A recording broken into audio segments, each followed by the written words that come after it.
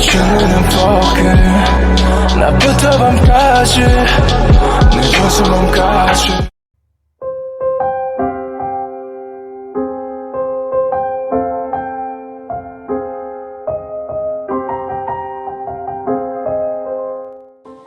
Jimin returned faster than you thought, without using the intercom. When did you get to Seoul? You asked as soon as he came back. He hesitated, glancing at you.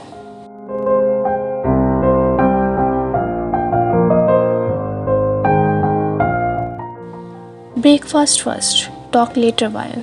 I'm not going anywhere. Not without you anyway. He put the groceries on the table and walked over to you. You make breakfast, baby girl, okay? I know next to nothing about cooking. Meanwhile, I'll need to use your laptop. You pushed yourself to your feet and headed to the kitchen. You're in luck. I love to cook and I'm pretty good at it, you said and got to work.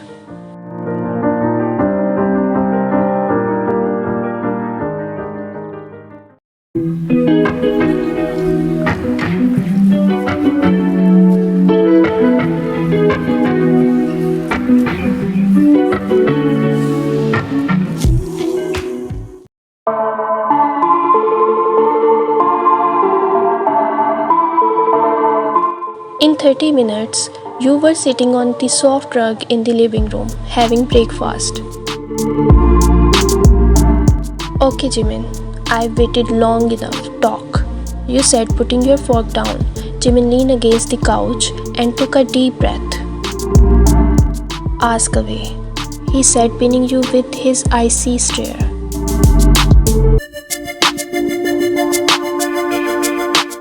How long have you been in Seoul? You asked. Since yesterday morning. Have you been here while I was out? Yes, when you left with IU, around 3 in the afternoon. How do you know the code and how many keys are there to this apartment? I came up with it myself. It's my year of birth. Only the two of us have the keys. 1995. He was only 27. You got back to your interrogation. It was more important than his age. Have your people been here since I got here? Jimin crossed his arm on his chest, smiling.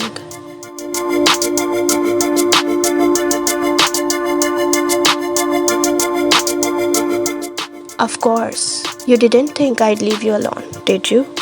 You had known the answer to that question, even if only subconsciously. That feeling of being watched constantly, it hadn't come out of nowhere. How about yesterday? Did you send people to follow me? No, I followed you myself, Vayan. I've been to all those places, including your ex-boyfriend's apartment. I can tell you this. When you got into his car at the club, I was this close to shooting the guy dead.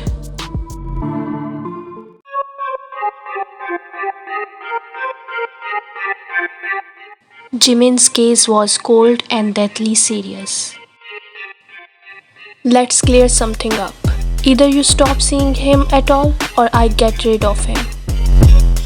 I'm just surprised you see him as a rival, you said impassively.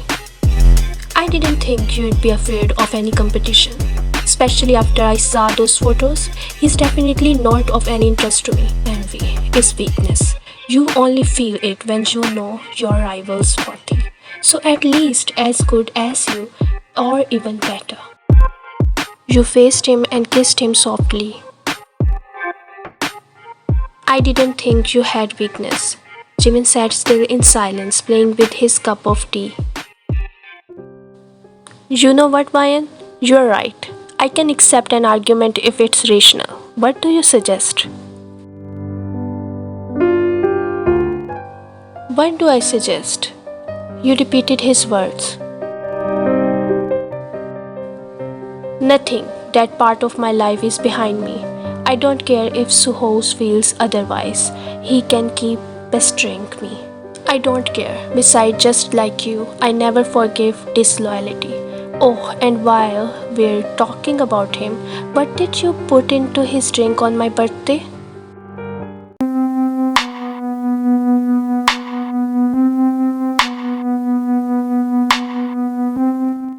What? You thought I wouldn't find out? That's why you forbade me to talk to him. So I wouldn't learn the truth. You hissed, your teeth suddenly clenched. What counts is that he cheated on you. Not everyone feels the need to do that under the influence of what he'd got. It was simply something that made the alcohol work faster. We only wanted him to get drunk quicker than normal. I won't lie to you, I had my hand in that. But he didn't go after you as soon as you ran away. I slowed him down, of course, but just think, how much would that have changed? Would you really like the whole situation to have played out differently? He rose from the floor and took a seat on the sofa. Sometimes I get the impression you forget who I am. I can change for you when I am with you, but I won't change for everybody else. If I want something, I get it. I would have you that day or some other one. It was just a matter of time and methods.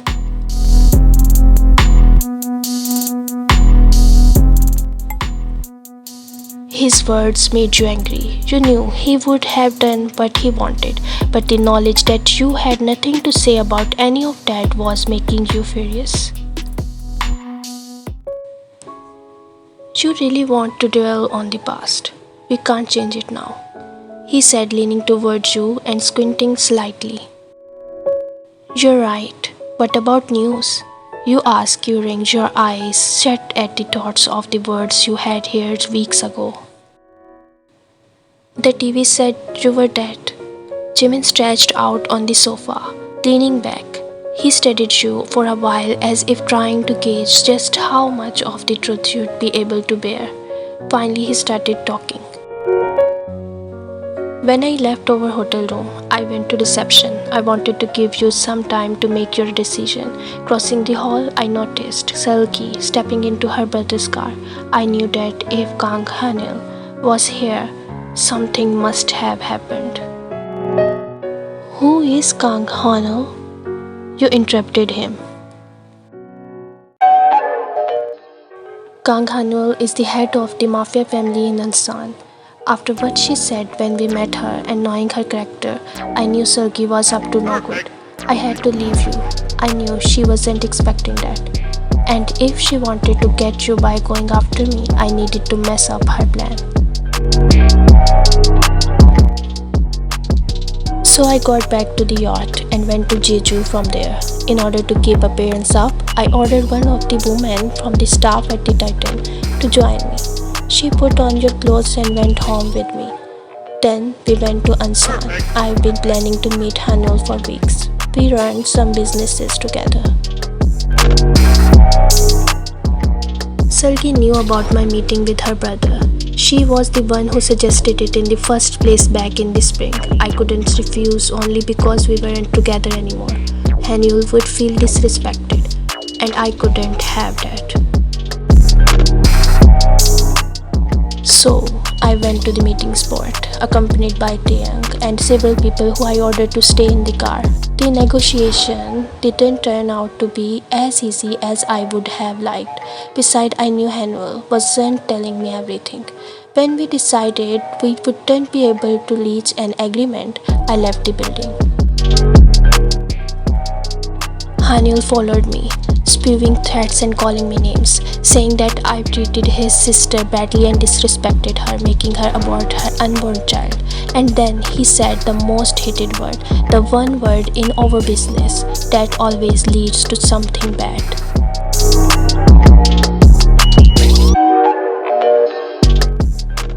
What? Isn't that thing only in movies? You exclaimed, shocked. Unfortunately, not. It works like that. If you kill a member of a family or betray them, The entire organization is entitled to hunt you down. When we drove to the airport to Range Rovers, blocked our way, and those people stepped out. He was there too. There was a shootout and he was injured again. The cars we left were registered to one of my companies. The police only spilled the bare minimum of information. But the damned hacks wrote about the incident anyways, killing me instead of Hanu. You were breathing loudly, staring at Jimin. Listening to him felt like watching a gangster movie. You didn't know if with your weak heart you'd have made a good mafia's wife. But one thing was certain, you were madly in love with the man facing you.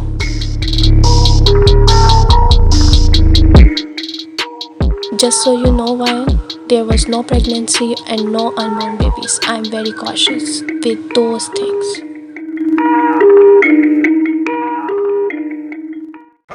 You froze, hearing him say that. You'd completely forgotten about what Jungkook had said to you before you left Jeju. Do you have a transmitter implanted under your skin? Jimin made himself more comfortable in his seat, playing for time. His expression told you he knew what you were getting at.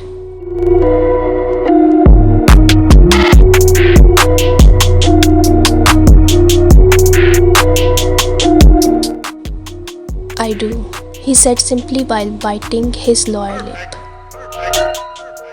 Can you show it to me? Jimin took off his shirt and drew nearer. He stuck out his left hand, grabbed your fingers, and placed them on the correct spot on his skin. You jerked away, as if it burned, before touching your left bicep. You're getting hysterical, Ryan. That night Jimin said, putting the shirt back on. You didn't let him finish. I'll kill you, Jimin. I'm serious. How could you lie to me about something like that? You glared at him, waiting for him to say something smart in response, while your head was spinning with thoughts. What if? I'm sorry, I just thought that the easiest way to keep you with me would be if I got you pregnant. You knew he was being sincere, but normally it was women who played that trick on rich men, not the other way around.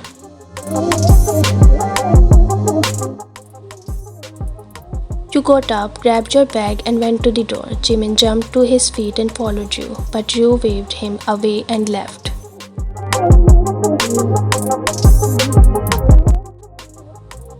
You took the elevator down to the garage, trying to calm your nerves, and drove to the mall not far from your new apartment.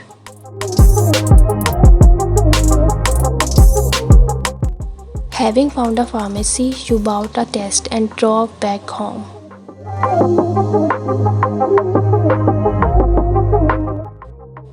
When you got back, Jimin was sitting in the same spot. You dropped your things on the coffee table and said,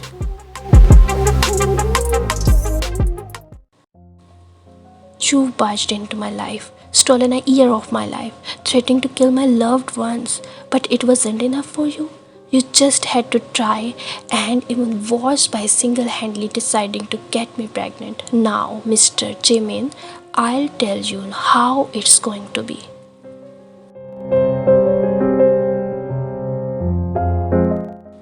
Your voice was loud and confident. "If it turns out I'm pregnant, you will leave this place and I'll never be yours." Jimin rose, inhaling loudly.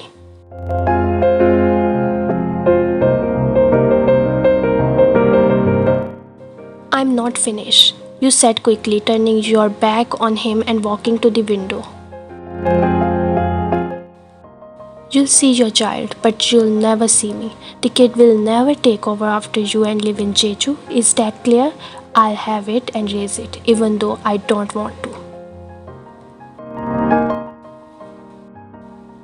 I always say that a family should be at least 3 people, 2 parents and a child. But I won't allow your behavior to destroy the life of a human being that is not even born yet. Do you understand?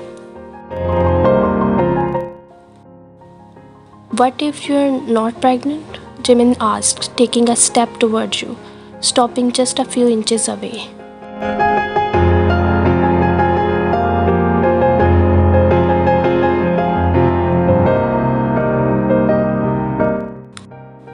Then you'll have to ask for forgiveness, you said, turning away. On your way to the bathroom, you took the test from the glass tabletop and shut the door behind you.